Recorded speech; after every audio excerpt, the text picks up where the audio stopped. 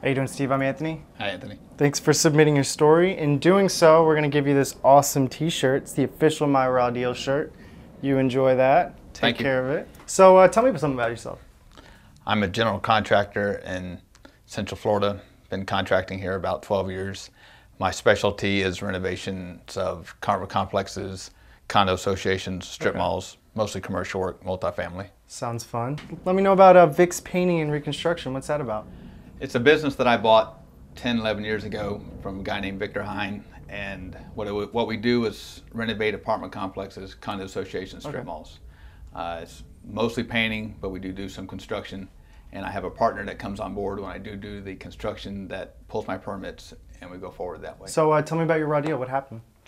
Well, I've been doing maintenance work for a condo complex for about 5 or 6 years, and they decided that they wanted to paint their complex, 27 buildings. They asked me to give them a bid. I said, sure, we did. They accepted the bid, and they said, well, while you're doing the painting, we need to do some refurbishment work on the buildings, and there's no sense painting over crappy stuff. So they asked you to do just a little extra work. Some carpentry and whatnot. So I called my buddy that has the carpentry company, and he came on board, and we started doing the work. All right. So we contracted to do 27 buildings. They wanted to do a building every 2 to 3 months. Okay. We needed to do a building basically once a month to keep the cash flow going. So I made a deal with them that I would front the money up. I would do the buildings in advance of getting payment. Okay. And all this was written up in contracts. So you didn't we signed the contract. Everything was fine. We were there for 2 years, did 16 buildings, and everybody was happy. And they were into me for about $700,000 at that point. Wow, that's a lot of money. They had paid $400,000, so they were into me for about $250,000, $300,000.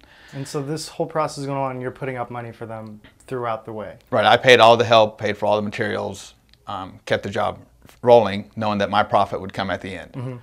And so after 16 buildings, they had a general board election, and the old board was voted out, new board was voted in.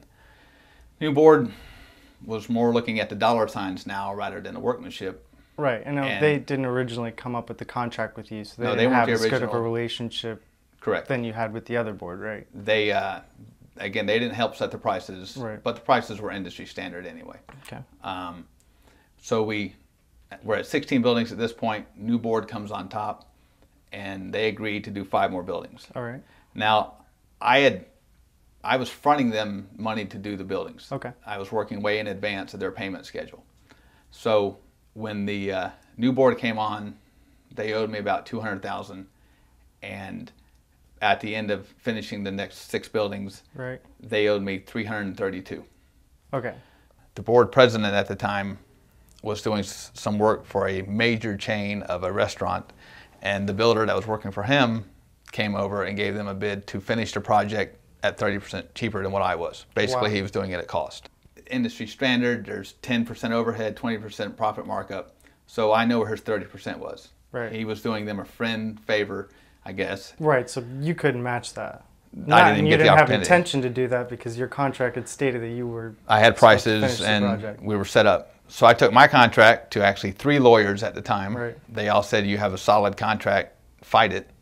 So they took the contract to their lawyer. I took my contract to a 4th lawyer, and my 4th lawyer found a problem with the contract. Now, when he found that problem, was that before you had notified the board that you were considering taking them to court? Did they know that?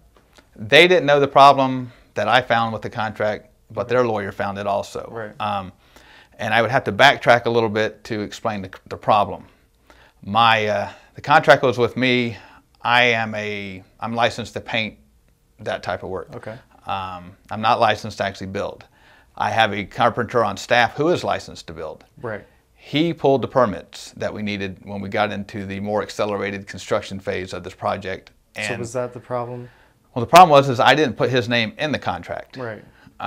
Even though what we were doing was legal and up to everybody's standards.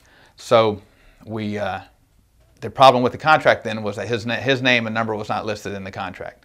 They took the contract to their lawyer. I took the contract to my lawyer. He says, you know, you made a mistake when you filled this thing out. And I said, no, I did not. He says, well, you did. Here's your problem. You have a good contract for painting. not for the carpentry. Carpentry was the bulk of the money. And between the two lawyers talking, it was decided. Now, at the time, they owed me $332,000. Okay. They decided at the point that they would offer me $132 to settle and go away. So why didn't you go to court? The lawyer said we had no case. Okay. Because of not having that. Because of the permit contradictions. Correct. Wow. So that's substantially lower than what you were actually owed. Well, that was money I'd already put in the bank because we had finished the work. So that was $200,000. $200,000 just disappeared, basically. Yes, they were quite happy with that. Not disappeared. It's in their pockets. Exactly. They were quite happy with that. They were laughing the fact that they now had all this hourly work done and then they got it for free. Right. And then the new guy comes in and he did it with subcontractors and scams. Well, I'm sure the work wasn't nearly as good. No. No. Wow. That's a raw deal. I thought so because I wanted my money. Hey, dude, thanks again. Appreciate you telling us your story. No problem. And now it's your turn.